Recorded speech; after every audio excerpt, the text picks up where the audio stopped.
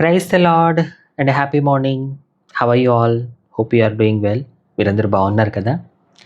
మన దినాన్ని దేవుని వాక్యంతో ప్రారంభించడం అనేది నిజంగా ఇది ఎంత గొప్ప భాగ్యం అండి. దేవుడి వాక్యాన్ని ధ్యానిస్తూ దేవుడు మనకిచ్చిన ఒక నూతన దినంలోకి మనం అడుగు పెట్టడం, ముందుకు సాగడం నిజంగా ఇది చాలా దేవుని కృప కదా. ఒకసారి మీరే ఆలోచించండి.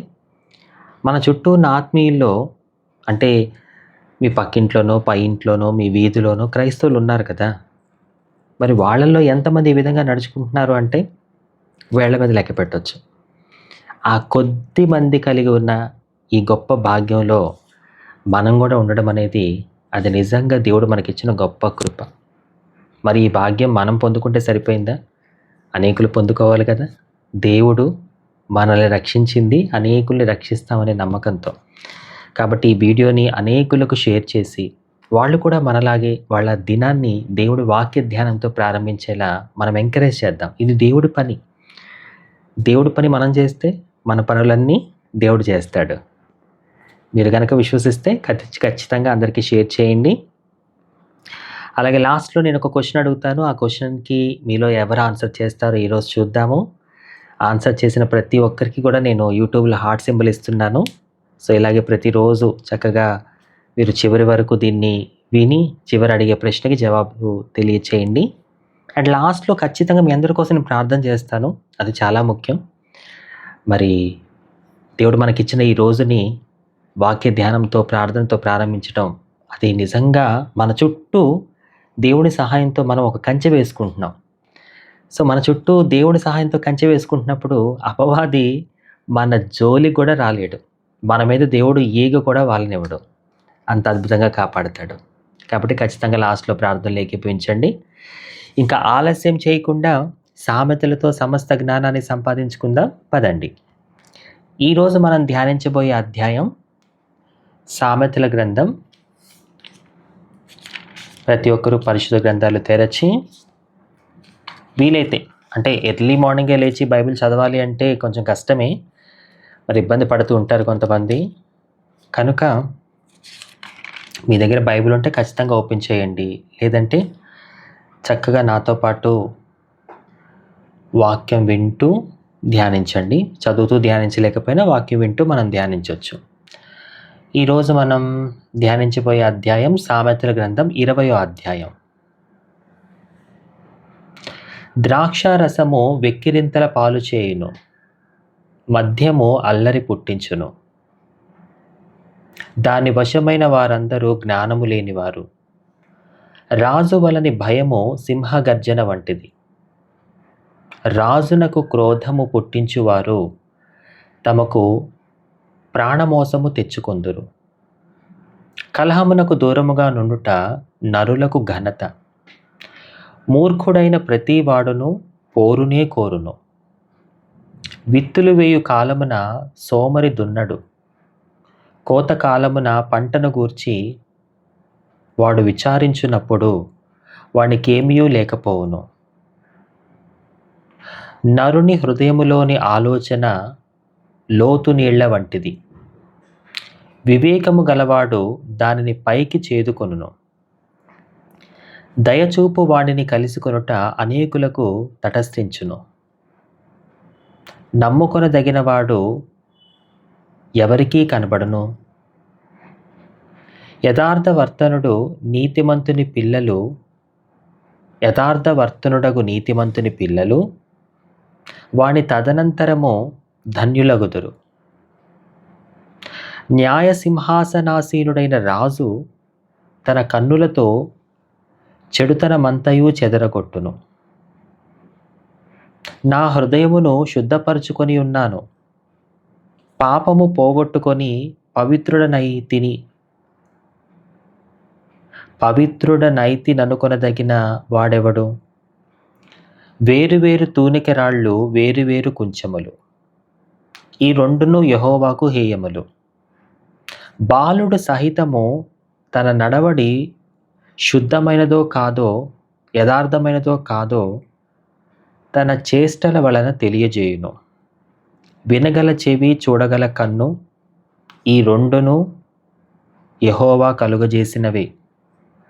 లేమికి భయపడి నిద్రయందు ఆసక్తి విడువుము. నీవు మేల్కొని ఉండిన ఎడల ఆహారము తిని తృప్తి పొందుదువు. కొనువాడు జబ్బుది జబ్బుది అనును, అవతలికి వెళ్ళి దాన్ని మెచ్చుకొనును. బంగారును విస్తారమైన ముత్యములను కలవు. తెలివినుచ్చరించు పెదవులు అమూల్యమైన సొత్తు. అన్యుని కొరకు పూటపడిన వాని వస్త్రమును పుచ్చుకొనుము. పరుని కొరకు వానిని కొదువ పెట్టించుము.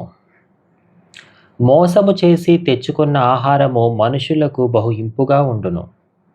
పిమ్మట వాని నోరు మంటితో నింపబడును. ఉద్దేశములు ఆలోచన చేత స్థిరపరచబడును. వివేకము గల నాయకుడివై యుద్ధము చేయుము. కొండెగాడై తిరుగులాడువాడు పరుల గుట్టు బయటపెట్టును. కావున వదరబోతుల జోలికి పోకుము. తన తండ్రినైనను తల్లినైనను దూషించువాని దీపము కారు చీకటిలో ఆరిపోవును. మొదట బహు త్వరితముగా దొరికిన స్వాస్యము తుదకు దీవెన నొందకపోవును. కీడుకు ప్రతి కీడు చేసేదని అనుకొనవద్దు. యెహోవా కొరకు కనిపెట్టుకొనుము, ఆయన నిన్ను రక్షించును. వేరు వేరు తూనిక రాళ్ళు యెహోవాకు హేయములు.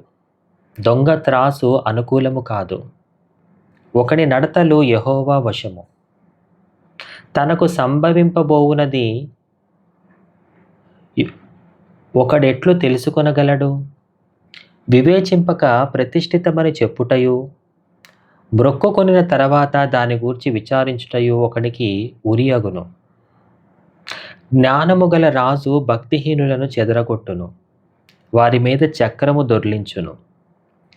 నరుని ఆత్మ యెహోవా పెట్టిన దీపము, అది అంతరంగములన్నీ శోధించును. కృపా సత్యములు రాజును కాపాడును. కృప వలన అతడు తన సింహాసనమును స్థిరపరచుకొనును. యవనస్తుల బలము వారికి అలంకారము. తలనెరుపు వృద్ధులకు సౌందర్యము. గాయములు చేయు దెబ్బలు అంతరంగములలో చొచ్చి చెడుతనమును తొలగించును. ఈ మాటల్ని దేవుడు మన హృదయంలో భద్రపరచునుగాక. ప్రార్థన చేసుకుందాం. అందరూ దయచేసి ప్రార్థనలు ఏకీభవించండి. గొప్ప దేవుడు విన యేసయ్య, నీకు వందనాలు నాయన. మాకిచ్చిన ఈ నూతన దినానికే నీకు స్తోత్రం.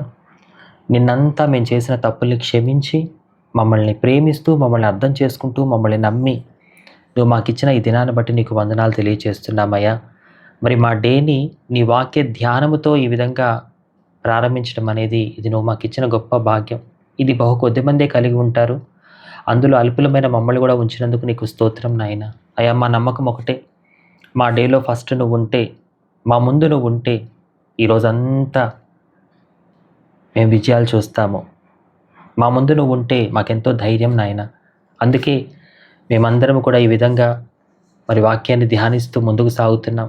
కాబట్టి నీ కృపా కాపుదల మా అందరికీ తోడుగా ఉంచు నాయన. ఎవరెవరైతే ప్రతిరోజు శ్రద్ధగా మరి ఇలా తమ దినాన్ని వాక్య ధ్యానంతో ప్రారంభిస్తున్నారో వారిని జ్ఞాపకం చేసుకునండి. వారు నమ్ముతున్నారయ్యా. వారి నమ్మకాన్ని, వారి విశ్వాసాన్ని క్రియారూపకంగా చూపిస్తూ మరి వారు ఈ విధంగా మరి వాక్యాన్ని ధ్యానిస్తూ ఉండగా మీ సహాయము, మీ కాపుదల దయచేయండి. నిజంగా మా దినాన్ని నీ వాక్య ధ్యానంతో ప్రారంభిస్తే అది ఎంత గొప్ప ఆశీర్వాదమో, దానివల్ల ఎన్ని లాభాలు ఉంటాయో, ఎంత ఆశీర్వాదాన్ని మేము పొందుకుంటామో మేమందరము కళ్ళారా చూడాలి, అనుభవించాలి నాయన. అటువంటి కృప దయచేయండి. మరి నీ బిడ్డలు ఈరోజు బయటకు వెళ్తుండగా ప్రయాణాల్లో తోడుగా ఉండండి. ప్రయత్నాల్ని సక్సెస్ చేయండి. పరిచర్లో విజయాన్ని దయచేయండి. మరి ఏ పనుల మీద అయితే వెళ్తున్నారో నీ చిత్తమైతే ఆ పనులన్నీ సక్సెస్ఫుల్గా కంప్లీట్ అవ్వడానికి మీ సహాయం దయచేయండి. అయ్యా, మీ సహాయం మాకు ఖచ్చితంగా ఈరోజు కావాలి నాయన.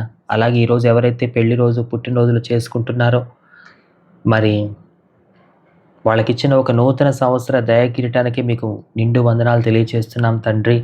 ఈ సంవత్సరం అంతా వాళ్ళకి ఆయుష్నివ్వండి, ఆరోగ్యాన్ని ఇవ్వండి, ఆత్మీయంగా బలపరచండి. నీ కృప ఈ సంవత్సరం అంతా తోడుగా ఉంచండి నాయన. మరి ఎవరెవరైతే వారి కుటుంబాలు ఇంకా రక్షణ పొందని వారు ఉన్నారో మరి వాళ్ళు ఎందుకు ఇంకా బాప్తిసం తీసుకోలేదో మాకైతే తెలియదు నాయన. మరి వాళ్ళ మనస్సు త్వరగా మార్చండి. పరిశుద్ధాత్మ వాళ్ళ మనోనేత్రాలు తెరవండి. సత్యాన్ని గ్రహించే మనసునివ్వండి. వాళ్ళని బాప్తీసం పొందకుండా చేస్తున్న అపవాది శక్తులు యేసు నామములో లయమైపోవాలి. త్వరలోనే వాళ్ళు సత్యాన్ని గ్రహించి మరి వాళ్ళు నిన్ను తమ సొంత రక్షకుడిగా అంగీకరించే భాగ్యం దయచేయండి.